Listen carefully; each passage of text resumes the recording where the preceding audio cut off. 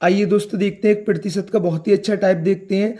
तो चलते हैं बिना कुछ देरी के। टाइप का पहला क्वेश्चन है, एक परीक्षा उत्तीर्ण करने के लिए पूर्णांकों का 50% लाना आवश्यक है। परीक्षा में 2 प्रश्न पत्र शामिल हैं। एक छात्र ने 200 पूर्णांक वाले पहले प्रश्न पत्र में 40% अंक प्राप्त किए। परीक्षा में उत्तीर्ण होने के लिए 150 पूर्णांक वाले दूसरे प्रश्न पत्र में उसे न्यूनतम कितने प्रतिशत अंक प्राप्त करने होंगे। अब क्या है, एक परीक्षा में 2 प्रश्न पत्र हैं। जो एक प्रश्न पत्र है, जो पहला है वो 200 नंबर का है और दूसरा है वो 150 नंबर का है। लेकिन एक छात्र ने क्या किया, पहले प्रश्न पत्र में 40% अंक प्राप्त किए। तो 200 का 40% कितना आएगा, 80 आएगा। और उसने बोला परीक्षा उत्तीर्ण करने के लिए पूर्णांकों का 50% लाना आवश्यक है। पहला प्रश्न पत्र 200 नंबर का था, दूसरा प्रश्न पत्र 150 नंबर का था। तो दोनों कितने नंबर के हो गए, 350 नंबर के। अब उसने बोली है कि पूर्णांकों का 50% लाना आवश्यक है।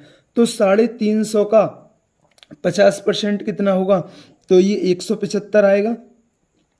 मतलब 350 में से दोनों प्रश्न पत्र में 175 नंबर लाने ही हैं। अब उसने बोला है 80 नंबर तो उसने पहले प्रश्न पत्र में प्राप्त कर लिए। अब दूसरे प्रश्न पत्र में उसे कितने नंबर और प्राप्त करने होंगे।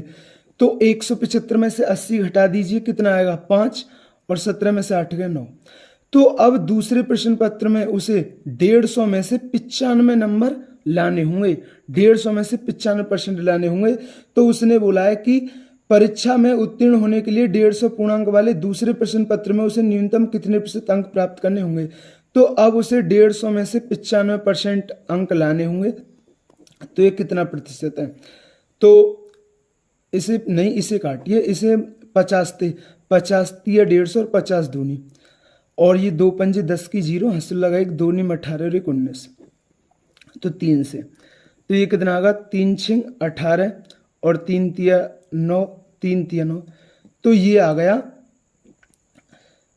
63.33। मतलब लगभग में ऑप्शन है, तो लगभग में हम क्या कह देंगे, 64% इसका आंसर होगा। तो दोस्तों मैं उम्मीद करता हूँ ये क्वेश्चन समझ में आया होगा। इससे रिलेटेड एक और क्वेश्चन देखते हैं जिससे ये टाइप आपके और अच्छी तरीका से क्लियर हो जाए, क्योंकि इसमें तो 2 प्रश्न पत्र थे। जो इससे अगला क्वेश्चन है उसमें 3 प्रश्न पत्र हैं।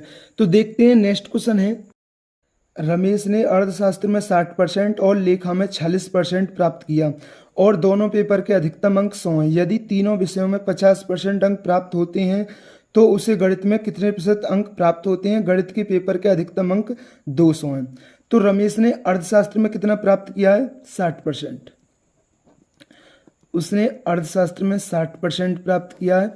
और लेखा में उसने कितना प्राप्त किया है, उसने लेखा में 46% प्राप्त किया है। और एक कौन सा विषय है, एक विषय है गणित।